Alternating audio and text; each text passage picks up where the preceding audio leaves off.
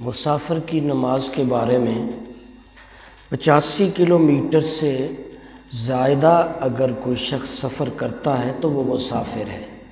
اس کے لیے حکم ہے کہ وہ قصر نماز پڑھے، لیکن اگر وہاں مقامی امام کے پیچھے پڑھے گا تو پھر قصر نہیں، پھر پورے فرض ادا کرے گا۔ مسافر کا سفر شروع ہوگا اسٹیشن یا لاری اڈے سے یا ایئرپورٹ سے، گھر سے نہیں۔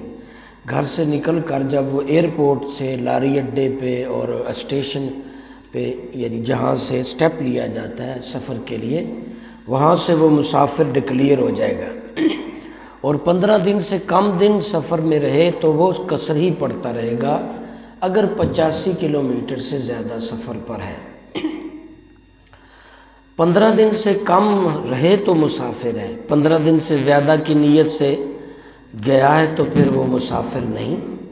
لیکن سٹیپ وائز اگر وہ 15 دن کے بعد آگے 15 دن سے کم دن اور آگے پھر اور آگے، تو وہ ظاہر ہے پھر سٹیپ وائز 15 دن نہیں رہے تو وہ اسی حساب سے۔ قصر نماز میں سفر میں قصر نماز پڑھنا ہی سنت ہے، واجب کا درجہ ہے، پوری نماز نہیں پڑھ سکتے، یعنی صرف فرضوں میں قصر ہوگی، باقی سنت مؤکدہ پوری ادا کریں۔ اسی طرح اگر خوف گاڑی چلی جانے کا یا بیماری وغیرہ کا ہو تو صرف 2 فرض ہی پڑھ لے، باقی چیزیں مستثنی ہیں۔ سفر جاری تھا، جلدی میں ہے، 2 فرض پڑھ لے باقی۔ اسی طرح گاڑی وغیرہ لاری اڈے اسٹیشن پہ وہ چلا جائے گا، جہاز گاڑی ڈر ہے، 2 ہی فرض پڑھ لے، سنت مؤکدہ نہیں تو۔ لیکن اگر امن میں ہے تو سنت مؤکدہ بھی حصہ ہے۔ قصر صرف 4 فرض کی جگہ 2 فرض۔ مغرب میں ویسے ہی 3 فرض ہیں تو اس کو 3 ہی پڑھا جائے گا۔ اگر کسی کے انڈر نماز پڑھ رہا ہے، کوئی امام مسافر نہیں ہے وہ پڑھا رہا ہے، پھر وہ امام کی پیروی کرے گا۔ لیکن اگر خود امام ہے، خود نماز پڑھا رہا ہے، تو پھر بتا دے گا پیچھے کھڑے لوگوں کو کہ میں نے قصر والی نماز پڑھنی ہے، میں نے دوگانہ پڑھنا ہے۔ جو پوری پیچھے پڑھیں گے یعنی مقیم لوگ ہوں گے وہ باقی نماز اپنی کھڑے ہو کے پوری کر لیں، تو پھر وہ اپنا سلام پھیر دے 2 رکعت کے بعد۔ پچھلے والے لوگ جو مقیم ہیں وہ کھڑے ہو کے باقی 2 رکعت پڑھیں گے، صرف تلاوت کی جگہ اتنی دیر خاموش رہیں گے، باقی وہ ساری چیزیں جیسے امام کے پیچھے کرتے ہیں وہ کریں گے۔ اس میں وطن اصلی اور وطن اقامت کا بھی پوچھا گیا ہے۔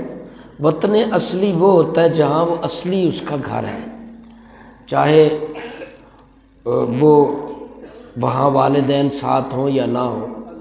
مثال کی طور پر اگر کوئی شخص باہر ملک 2 سال کے لیے، سال کے لیے چلا گیا ہے تو وہ اس کا وطن اصلی ہو جائے گا۔ اب سال بعد وہ پاکستان میں آتا ہے، حالانکہ یہاں اصلی اس کا ملک گھر ہے، لیکن یہاں 15 دن سے کم دن رہتا ہے تو وہ قصر پڑے گا، کیونکہ اب وہ وہاں پختہ پکا رہ رہا ہے، اس کا رہنا ٹھکانہ وہاں وہ وطن اصلی ہے۔ اسی طرح کوئی دوسرے شہر میں کام کر رہا ہے تو وہاں کیونکہ لمبا عرصہ رہتا ہے تو وہاں اپنے گاؤں عارضی وقتی طور پر جاتا ہے تو وہاں وہ مسافر ہے، وہاں وہ مسافر کی نماز پڑھے گا۔ کچھ علماء نے یہ بھی بتایا کہ جہاں اس کے بیوی بچے رہتے ہوں تو وہ اس کا وطن اصلی ہے، لیکن یہ بھی کیونکہ وہ اسلامی طریقے سے بیوی کو ساتھ نہیں رکھ رہے، کام پہ 3 سال چلے جاتے ہیں نہیں آتے واپس، تو میاں بیوی اکٹھے تو بہت کم ہی ایسا ماحول بن گیا۔ ویسے ایسا ہی ہونا چاہیے، فتاوے میں یہی ہے کہ جہاں شوہر رہے گا وہاں بیوی رہے گی۔ کچھ دنوں کے لیے شوہر جا سکتا ہے، 2 ماہ کے لیے، 2 ماہ 3 ماہ 4 ماہ، اس سے زیادہ اگر کہیں شوہر رہتا ہے تو وہ چاہیے بیوی کو ساتھ رکھے، 4 ماہ سے زیادہ عرصہ اکیلا نہ رہے، کیونکہ اس کو حضرت عمر فاروق رضی اللہ نے قانون بنا دیا تھا۔ جو افواج انہوں نے مرتب دی تھی حضرت عمر فاروق رضی اللہ نے، ان افواج کے فوجیوں کو یہ حکم دے دیا تھا کہ 4 ماہ بعد وہ لوٹ آئیں، اپنی بیوی کے پاس رہیں، لمبا عرصہ نہ رہیں۔ بلکہ چھونیاں بنا دی گئی تھی مدینے کے نواح میں، مکے کے نواح میں، کہ وہاں وہ پلٹائیں آ کر رہیں کچھ دن، ایز اے میاں بیوی ان کو گھر الاٹ کر دیے تھے۔ یہ وہی سسٹم آج چل رہا ہے جو حضرت عمر فاروق نے مرتب دیا تھا، کہ جو شادی شدہ ہیں ملازمین افواج وغیرہ ان کو رہائشیں بھی دی جاتی ہیں، دیگر محکموں میں بھی۔ تو باہر کیف کوشش یہ کی جائے جہاں کام کاج کے لیے گئے بیوی ساتھ رہے، کچھ عرصہ نہیں بنا تو کوشش کرے کہ وہ سسٹم کو اکٹھا کرے۔